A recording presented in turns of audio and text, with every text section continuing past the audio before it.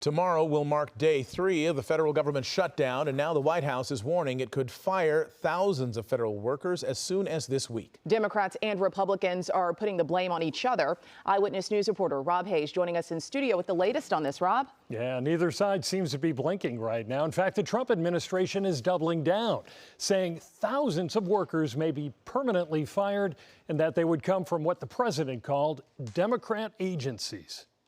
The closure signs are still up and the finger pointing continues, even down to the podium. Well, welcome everybody to day 2 of the Democrat shutdown. Republicans are pushing for an extension of current funding levels for another 7 weeks. And now that the shutdown has begun, President Trump met today with his budget director and is threatening to fire thousands of government workers in what he calls Democrat agencies. We're going to look at agencies that don't align with the administration's values that we feel are a waste of the taxpayer dollar. On the other side, Democrats are demanding Republicans reverse $1 trillion in cuts to Medicaid and permanently extend expiring Obamacare subsidies so health care premiums don't rise for millions of Americans next year. Republicans say they'd rather shut down the government than make sure that Americans get their access to health care. I think they're wrong. But the Trump administration is already targeting Democrats. It's blocked $8 billion for energy projects in 16 Democratic-led states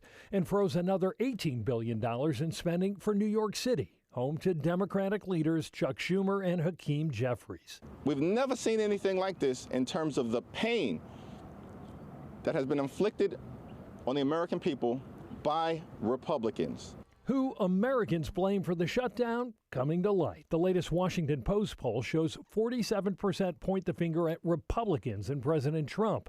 That's compared to 30% who blame congressional Democrats for the stalemate. 23% were unsure which side was mainly responsible. Meantime, essential government workers like those at NOAA and FEMA will remain on the job. But both those agencies are already down thousands of employees due to firings and buyouts earlier this year.